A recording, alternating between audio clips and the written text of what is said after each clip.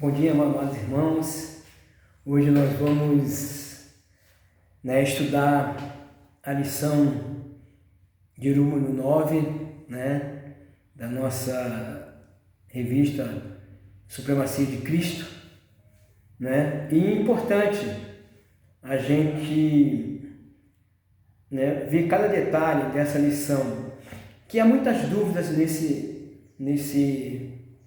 nessa linha de raciocínio. Algumas pessoas raciocinam um pouco diferente sobre o sacerdócio de Melquisedeque, tá? Então, na lição número 9, nós estamos vendo aqui toda a situação de Melquisedeque, que comparado ao tipo de Cristo, E nós vamos, não está dando para mim, desculpa que o cabo do notebook é curto, eu tenho que virar para ali para ler. Mas olha só, o alvo da lição está ali, conhecer quem foi Melquisedeque e entender a relação entre ele e Cristo, compreendendo por que pertencia à mesma ordem sacerdotal. Reconhecer a total superioridade da pessoa de Cristo, percebendo o que faz de Cristo um sacerdote perfeito e incomparável.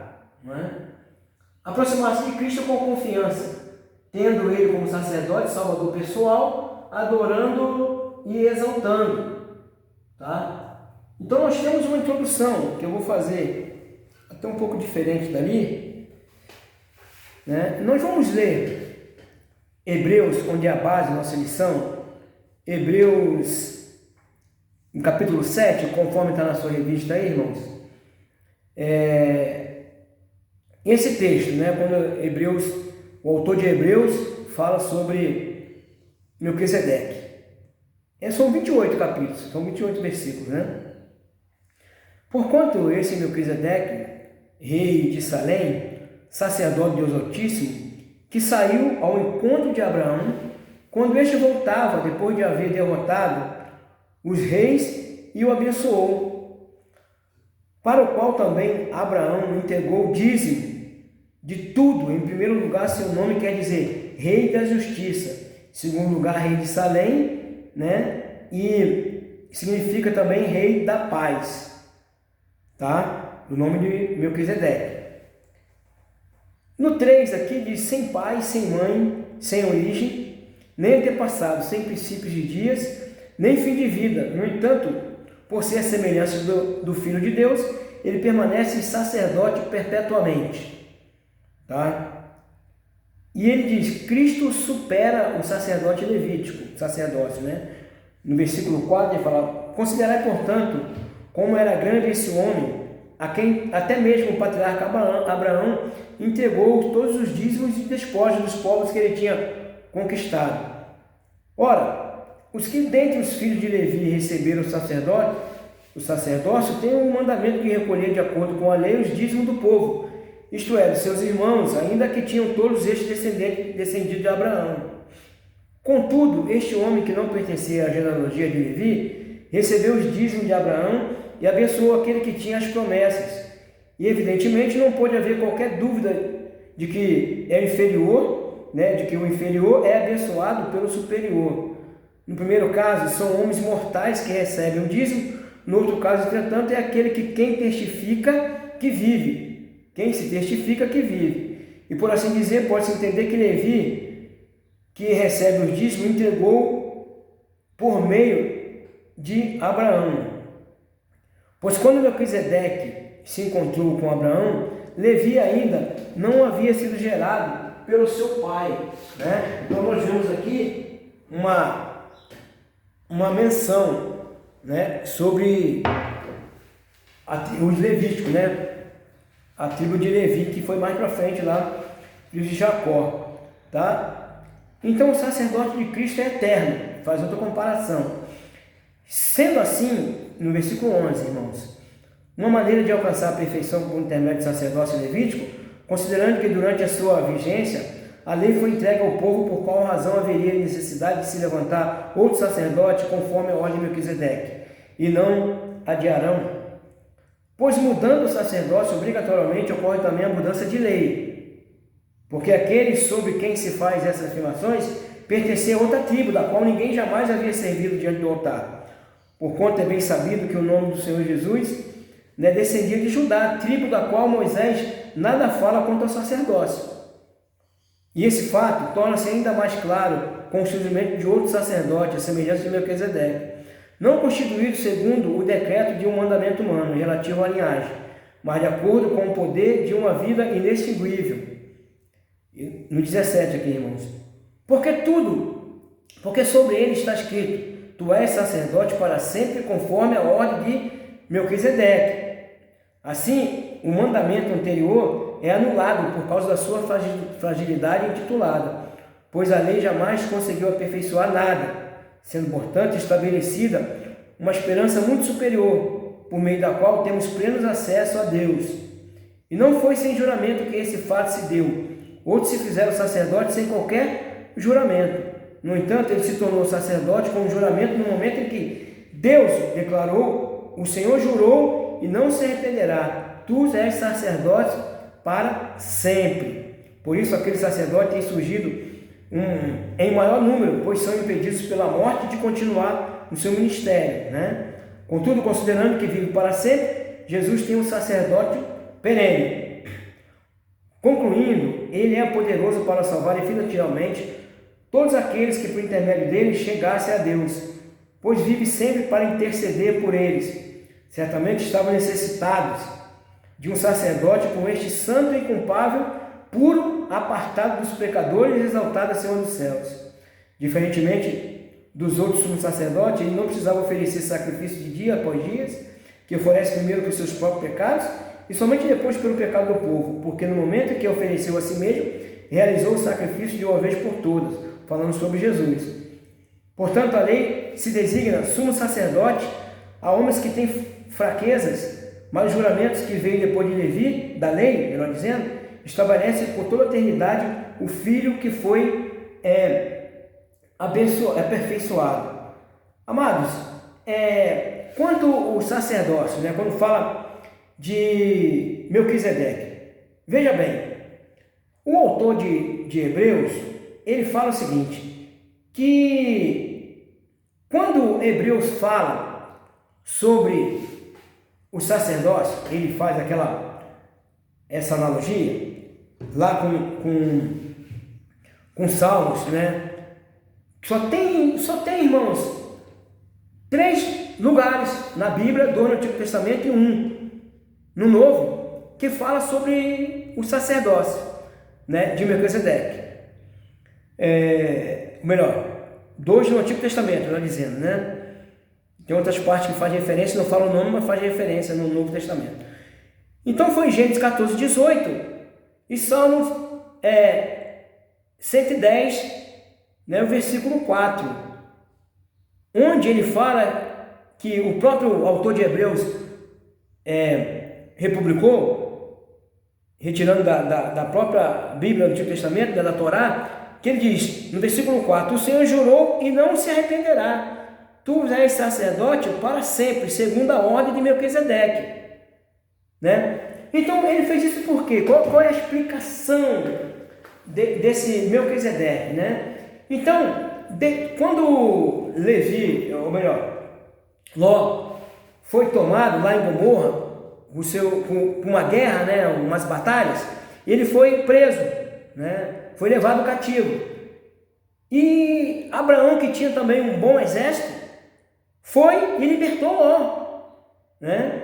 Mas tinha um rei geral daquela situação, né? E o rei de alguns povos, né? Tipo governadores e prefeitos, vamos dizer assim, né?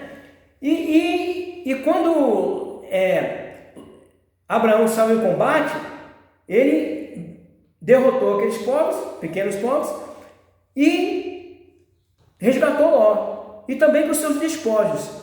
E a primeira vez que fala aqui sobre isso é quando Abraão, daqueles despojos, dos restos, daquilo que era lei da guerra antigamente, né? Ele foi e ofereceu, apareceu um rei, apareceu nada, né? Vamos dizer assim, apareceu o rei, a qual Abraão, entendeu? Ele fez o quê? Reverenciou, porque era sacerdote, tá? Diz que ele era um sacerdote, rei e sacerdote da parte de Deus. Então Abraão, olha só como é que ele era importante naquela época. Abraão, sendo patriarca, né, ele reconheceu a soberania daquele rei. Tanto que ele foi lá e ofereceu os dízimos, tá, dos despojos. Então você vê como é que era aquela situação. Mas aqui o escritor, ele não fala nada, né? A Bíblia não fala nada sobre descendência, sobre nada. Só fala desse aparecimento, né, que Abraão reverenciou. Ok, não é reverenciar a Deus, né? Mas ele ele reconheceu a sua soberania, era superior a Abraão. Então veja bem, tá? Daí, irmãos, pra gente, isso aqui é uma introdução, para a gente se situar, algumas confusões que fala, alguns falam que era um Cristo pré-encarnado, né? Outro fala que era uma divindade, mas não, ele tinha pai, mãe, mas só que não foi falado aqui, entendeu? Não foi falado, mas ele com certeza tinha descendência. Mas o que fala aqui, quando o Hebreus traz isso, o escritor do livro de Hebreus falando para os judeus, por quê? Porque na lei, na Torá, o sacerdócio, até ali ele era vindo de quem? Da tribo de Levi. Ninguém podia ser sacerdote se não viesse da tribo de Levi, né? Como foi falado por Deus lá no tempo de Jacó, quando foi as 12 tribos. Então essa tribo foi separada, dali saía os sacerdotes, vamos dizer assim, os intermediadores, né? Então ele tinha que contextualizar. Então, como o povo judeu ia acreditar nisso? Porque se fosse assim, ia ter que quebrar a lei, né? Ia ter que quebrar a lei. A lei era Levi, a tribo de Levi. E agora, ele anuncia Jesus como sacerdote real, ele tinha que fazer uma comparação. Então ele começa a falar sobre que não tinha descendência, sobre, né, assim como Jesus. Ele teve uma descendência, mas sabemos que ele é filho, fruto do Espírito Santo. O Pai é o próprio Deus. Tá? E lá na Bíblia, lá naquela época, não falou sobre também a origem de Melquisedeque. Tá? Ele fez essa comparação. Entenderam? Então, para se situar aqui, ele faz a comparação. Para ele convencer os judeus, o que ele fez? Ele falou, olha, não é importante assim, porque Arão já era antes mesmo dos Levíticos, né? E aí ele falou sobre Melquisedeque, ele falou para os judeus, olha, Melquisedeque era sacerdote, não existia nem tribo de Levi, entendeu? Não existia, tá? Era superior da parte de Deus, então o quê? Eles não podiam amarrar que era só da tribo de Levi, que o próprio filho agora seria o sacerdote perfeito, o sacerdote real. Então ele botava, antes de Levi já havia um sacerdote, né? Já havia 2 até, né? Já havia isso. E agora, não é só pela tribo de Levi. Agora quem está falando é o próprio Filho de Deus.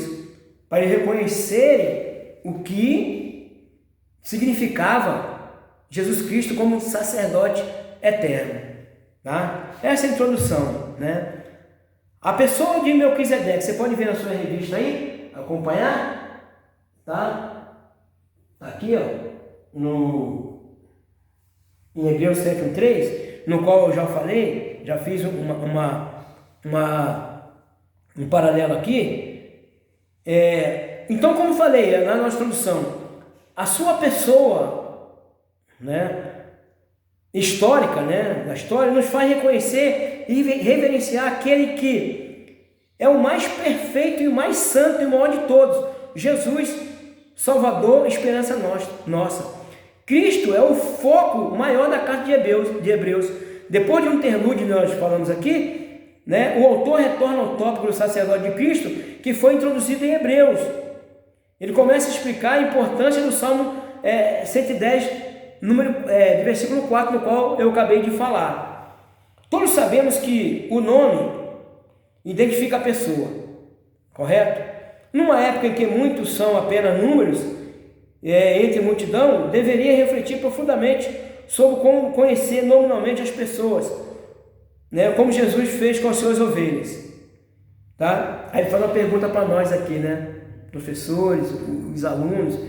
Ele fala, você sabe o nome dos seus alunos, né? Ele faz um nome relativo ao nome, né? E dentro dessa observação para o dia de hoje, ele fala assim, que quão imensurável é a superioridade de nosso sumo sacerdote, tá? Que é Jesus Cristo. Melquisedeque é identificado pelo nome, que também caracteriza como um alto significado nas Escrituras. Os nomes revelam o caráter, a natureza e muitas vezes a missão de seu personagem. O nome Melquisedeque tem a mesma terminação que Adonai-Zedeque, o rei de Jerusalém, que é mencionado em Josué 10, 1, 3, tá? De 1 a 3. A primeira parte do nome, Melque, significa meu rei. A segunda parte, Zedeque, significa justo. Isto é, o meu rei é justo. Hebreu, no capítulo 7, no qual nós estamos estudando, que é a base dessa lição, ele era, diz lá, em 7:2, ele era rei de Salém, uma referência à cidade de Jerusalém, segundo o historiador Flávio Josefo, né? Flávio Josefo. E ele afirma, em 7:2, primeiramente se interpreta o rei da justiça, depois também é rei de Salém, ou seja, o rei da paz, tá? Melquisedeque. Então, irmãos, nós vemos que Salém e Jerusalém significa paz, tá? E por que então no dia de hoje tantos conflitos, tá? E guerra naquela cidade, né? Era de paz. E hoje nós vemos o Oriente Médio tomado por essas guerras com viés religioso, né? Convém observar que o Senhor Jesus é também Rei da Justiça e Rei da Paz. Para que, lá em Isaías, no capítulo 9, versículo 7, fala assim, ó, para que se aumente o seu governo e venha paz sem fim sobre o trono de Davi e sobre o seu reino, para o estabelecer e o firmar mediante o juízo e a justiça, desde agora e para sempre, né? Então a gente tem que interpretar isso aí, tá? Nós temos que interpretar isso, porque ele está dizendo que para se firmar a justiça, tá? Para se firmar a paz e o seu reino, é mediante um juízo, ou seja, uma sentença, né? Um juízo, uma condenação, e a justiça. Quem não for condenado, está salvo. Quem for, está perdido, né? É essa a situação. Então nós vemos que ele faz bastante situação nesse sentido, de como essa situação foi falada e foi comparada no Antigo Testamento, comparando o sacerdote de Jesus para o Novo Testamento, tá? Então nós vemos, irmãos, que tudo isso faz com que nós entendamos que Melquisedeque, quando fala lá sobre a sua soberania até sobre Abraão, ele faz um comparativo de que agora o sumo sacerdote eterno, que é Jesus, né, é superior a todos, tá? Então como nós vamos ver agora aí, a pessoa de Melquisedeque, na qual nós vimos. E tudo isso aí, irmãos, eu já falei aqui nessa introdução. Nós vamos ver agora o sacerdócio superior, ou seja, o de Cristo, no qual eu acabei de falar. Olha lá, o sacerdote superior de Melquisedeque. Hebreus lá em 7, né, de 4 a 19. Para os cristãos hebreus que estavam descambando para o judaísmo, tá, a sua velha ordem sacerdotal, ou seja, ele faz aquele comparado, né? O autor de Hebreus começa exortando a considerar a grandeza de Melquisedeque, considerando, pois, como era grande este a quem o patriarca, né, pagou o dízimo tirando do seu despojo, daquela guerra na qual eu te falei aqui, quando Ló foi capturado. Ele argumenta com muita convicção quando o sacerdócio levítico que a velha ordem mudou, dando lugar à nova. Essas duas linhas, embora de um contexto diferente, captam um pensamento de Hebreus 7,11. Se, portanto, a perfeição houvesse sido mediante o sacerdócio levítico, pois nele baseado, o povo recebeu a lei, que necessidade havia ainda de se levantasse um outro sacerdote segundo a ordem de Melquisedeque, que não fosse contado segundo a ordem de Arão? Melquisedeque era maior que Abraão, tá? Você vê aí, confere aí no Hebreus 7, 4 a 7, que ele fala, é admirável observar que Melquisedeque era sacerdote do Deus Altíssimo, tá? Ele copia isso lá de Salmos, lá de Gênesis, 14. Na bênção preferida por aquele patriarca, ele disse, Melquisedeque abençoando Abraão, vejam aí, lá em Gênesis 14, 18 e 20, bendito seja, Abraão pelo Deus Altíssimo, que possui os céus e a terra, tá? Falando para Abraão, e bendito seja o Deus Altíssimo. Nos 3 versículos ele repete esse termo, em hebraico, El Elohim. Elohim é simplesmente o mais alto. Elohim, El Elohim, é o Deus Altíssimo. Em Hebreus 7,7 observa um forte argumento contra a superioridade de Melquisedeque lá com Abraão. Evidentemente, é fora de qualquer dúvida que o inferior é abençoado pelo superior, ou seja, Abraão abençoado por Melquisedeque. Evidentemente, é fora de qualquer dúvida que isso aconteceu. Deus é fiel em escolher e perseverar para si servos e testemunhas em meio à desordem e ao caos moral e espiritual, como fez Melquisedeque naquela região que avassalava o pecado, para fazer dele um tipo de Cristo, tá? Então ele está falando da diferença, irmãos. Ele traz aqui um comparativo para nós.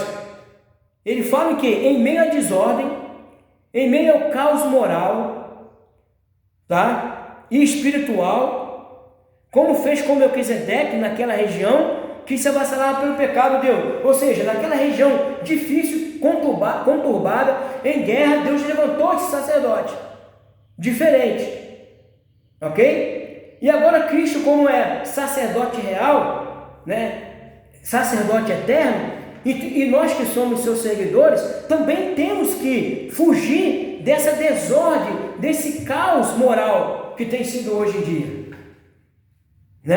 o caos moral que nos abate, que nos assola hoje, que estão ao nosso derredor, procurando nos estragar, como diz a Bíblia, que é pelo maligno. Nós vemos que isso nos leva até mesmo ao erro, ao pecado, tá? Se não estivermos vigilantes constantemente. Isso acontece muito com a nossa juventude hoje, nas escolas, nas faculdades, ou no próprio meio onde ela convive, fora do seu lar, onde você com certeza passa o conhecimento bíblico para eles, mas são sempre tentando ser manipulados por a ordem desse mundo.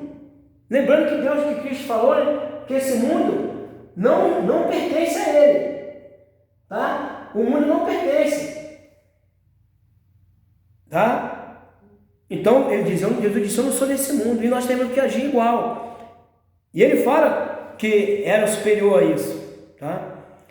Olha só, nós sabemos também, quando foi comparado, quando os hebreus falaram sobre o sacerdote de Melquisedeque, ele fala sobre o sacerdote levítico. Na tua revista tem aí, os levitas eram descendentes de Levi, bisnetos de Abraão, foram separados e consagrados no tempo de Moisés, tá? Para servirem no tabernáculo, e mais tarde no tempo de Arão, tá? E mais tarde, no tempo de Arão, o primeiro sacerdote e seus filhos ou descendentes se sucediam por causa da morte, ou seja, morreu um da mesma família assume. Todos tiveram parte de uma ordem sacerdotal, que foi substituída por uma ordem superior, representada por Melquisedeque, a quem os levitas pagaram o dízimo na pessoa de Abraão. Ele está falando do antecessor, tá vendo? Né? Antecessor. Então, os levíticos eram descendentes de quem? De Abraão, ok? Lá de Abraão, tá? Olha aqui que os levitas eram descendentes, tá? E bisneto de Abraão, veja bem. Então está na linha ali sacerdotal, porque podia dizer, é claro que mais para frente ficou só a linha de Levi, mas todos eram o mesmo povo, vamos dizer assim, foi separado uma tribo para isso, tá? Mas olha só, então Abraão, entendam isso, irmãos, Abraão, ele referenciou quem? A Melquisedeque, que não era da linhagem, e nem iria ser, né? Porque ali não tinha Levi ainda, mas lá na frente, quando foi colocado que os levitas seriam a tribo do qual sairiam os sacerdotes, e valeu até no tempo de Jesus, né? Ele mostra que Melquisedeque já era superior, porque Abraão lhe prestou, né, reverência, entendeu? Lhe prestou compromisso, tá? Porque era representante de Deus lá. Abraão também era, mas ele foi superior. Melquisedeque foi superior, entendeu? Então os judeus não poderiam negar o sacerdócio de Cristo, porque por ele não ter vindo da tribo de Levi. Todo mundo sabe que Jesus veio da tribo de Judá, tá? Mas aí eles fizeram essa comparação para dizer que, olha, que não é real, não precisa mudar lá.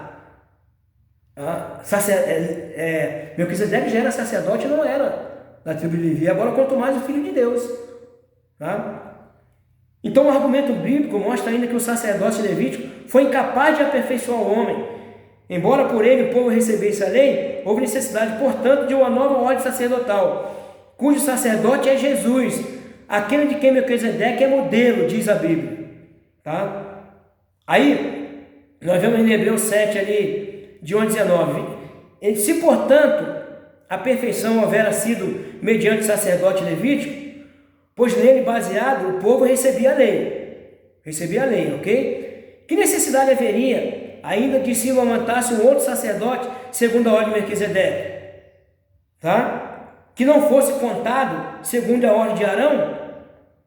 Então houve uma mudança de lei e sacerdote com o advento de Cristo e sua exaltação à direita do Pai, tá? Tanto que mais de Timóteo ele fala que não há outro mediador, ok? Dali de Jesus para cá não tem outro sacerdócio. Eu não preciso de outro sacerdote. É Jesus, só um mediador entre Deus e o homem, Jesus, filho do homem, entendeu? Então Jesus agora é o sacerdote real. E faz a comparação assim, ó, lá nesse sacerdócio, não, ninguém era rei, só Melquisedeque. Por isso que ele fala na ordem de Melquisedeque, ou seja, Melquisedeque era rei e sacerdote. E Jesus, rei dos reis, né? Senhor dos senhores, rei dos reis e sacerdote. Ele era rei e sacerdote. Olha o paralelo aí. Não teve ninguém nessa história rei e sacerdote, né? Só teve quem? Melquisedeque e Jesus. Olha a comparação. E isso foi explicado para os judeus através do escritor de Hebreus, né? A pessoa e o sacerdote de Cristo são superiores ao de Melquisedeque. Ali, tá? Cristo foi constituído sacerdote sob juramento, tá? Cristo sacerdote eterno, Cristo sacerdote suficiente e eficiente, tá? Então, vou ver o tempo aqui, irmãos, tá? Então tá aqui, ó, a pessoa e o sacerdote de Cristo. Cristo é o sacerdote perfeito da ordem de Melquisedeque, como já vimos anteriormente, né? Já vimos isso. É maior que o patriarca Abraão. Melquisedeque era maior. A sua ordem sacerdotal é superior à ordem araônica de Arão. Sendo assim, estamos convictos da grandeza do nosso Salvador e de como ele é infinitamente maior que todos eles. Arão, Melquisedeque. Seu sacerdócio é incomparável. O seu ofício e sua pessoa misturam nos ensinos da epístola com a beleza de seu caráter imaculado e sua missão redentora, né? Olha a profundidade de que foi o sacerdote de Cristo. Porque ele veio salvar a todos. Ele veio trazer, essa relação com Deus rompida, né? Lá de Malaquias até João anunciado no deserto, que é chegado no reino de Deus, 400 anos de silêncio profético, a gente sabe disso,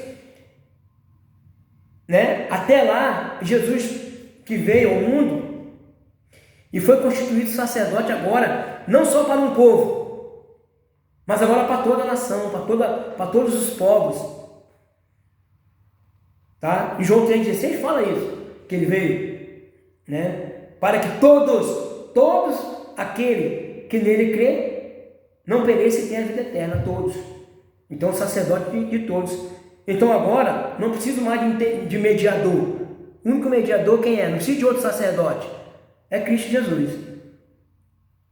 Cristo foi constituído sacerdote, irmão, sob juramento.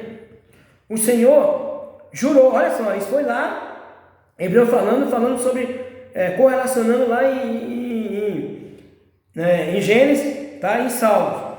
O Senhor jurou e não se arrependerá. Tu és sacerdote para sempre. O sacerdócio foi instituído pela lei divina. O sacerdote de Cristo por juramento divino. Lei, agora juramento. Uma lei pode ser anulada. O juramento de Deus dura para sempre. Né? Ok? A lei pode ser anulada, muda-se lei toda hora. Né? Aqui na terra. Não estou dizendo lei divina, da qual Deus, só quem muda é Deus. Tá? Só quem pode mudar. O juramento dele ele não anula. Deus fez juramento por si mesmo, quando nomeou Cristo, seu Filho, e sacerdote perfeito para sempre. Para sempre. Cristo, sacerdote eterno. Os sacerdotes levíticos, irmãos, eram humanos, fracos e mortais, morreriam, né, como morreram.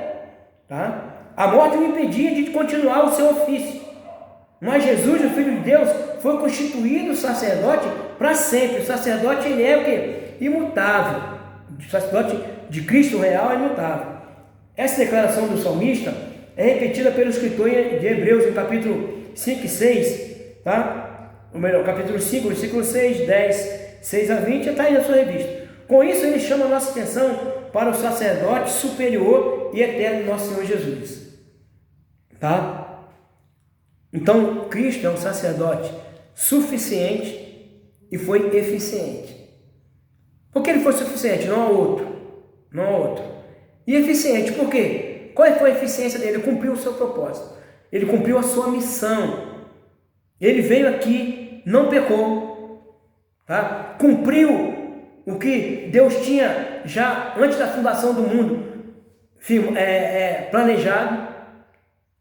O plano salvífico de Deus, a nossa salvação, não só do povo judeu, mas de toda a humanidade, ou seja, está disponível para todos, né? Claro, nem todos alcançarão, sei disso.